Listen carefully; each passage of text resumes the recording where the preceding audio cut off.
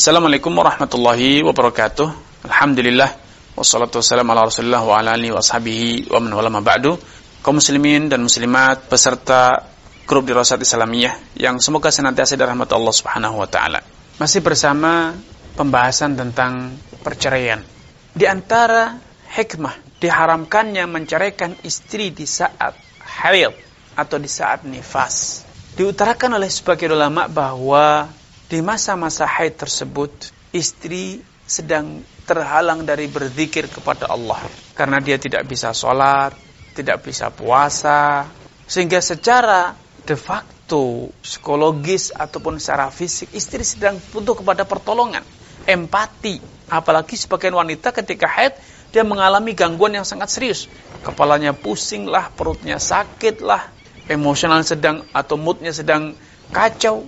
Sehingga tidak tepat tentu sebagai seorang manusia yang berakhlak yang baik, seorang yang beriman, memperlakukan istri yang sedang dalam kondisi semacam ini, sedang menderita, berjuang untuk melalui masa-masa yang berat, yaitu masa-masa haid, masa-masa nifas, kemudian ditambah derita, psikologinya semakin dihancurkan. Dengan cara apa? Dengan cara diceraikan. Tentu ini akan menjadikan istri betul-betul sangat terpukul, bahkan untuk bisa kembali lagi mungkin sangat berat ya. Untuk bisa menerima satu fakta yang pahit ini tentu mungkin istri sangat-sangat berat sekali. Tentu ini tidak manusiawi perilaku semacam itu. Karena itu Rasulullah SAW marah ketika Abdullah bin Umar menceraikan istrinya yang sedang haid dan mengharuskan untuk merujuk istrinya kembali.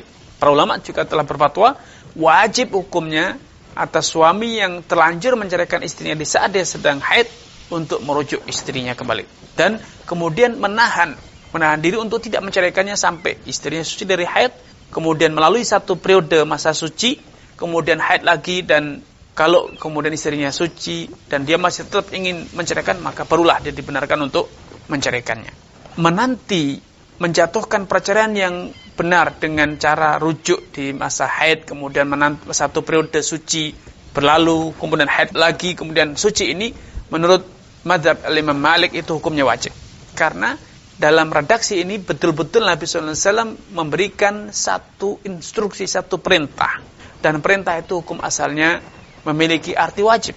Dalam mazhab Syafi'i, Imam Syafi'i dan murid-murid beliau menganalisa bahwa alasan diperintahkannya suami untuk menahan istrinya atau merujuk istrinya sampai suci dari haid dan diharamkannya menjatuhkan perceraian di masa haid itu karena perceraian di masa haid itu akan memperpanjang masa iddah. Dan mafsadah ini tidak lagi terjadi ketika suami sudah merujuk, kemudian istri betul-betul suci dari haid tersebut, maka masa iddah kembali normal, tidak menjadi lebih panjang.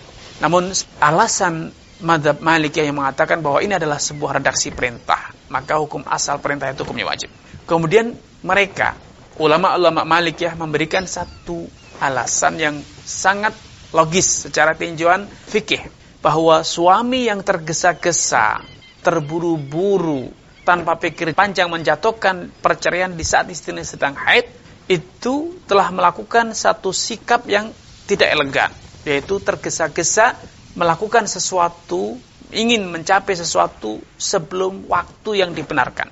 Ada satu kaidah, man istajala syai'an qabla awanihi uqiba bihirmanihi. Siapapun yang tergesa-gesa ingin mendapatkan sesuatu yang belum waktunya, alias prematur, tergesa-gesa melakukan sesuatu sebelum pada waktunya, maka biasanya dalam Islam orang tersebut akan dihukumi dengan apa? Dihalang-halangi dari maksud tersebut. Ini relevan dengan instruksi Nabi kepada Abdullah bin Umar untuk menahan istrinya walaupun sudah suci dari haid dan dia tidak menggaulinya, untuk mempertahankan istrinya hingga haid kembali dan kemudian suci kembali, agar sikap tergesa-gesa itu tidak terulang. Karena memang tidak sepatutnya perceraian ini diambil dengan sekonyong-konyong, tergesa-gesa tanpa pertimbangan yang matang, tanpa musyawarah yang matang, membandingkan, mengkomparasikan antara masalah dan mafsadahnya.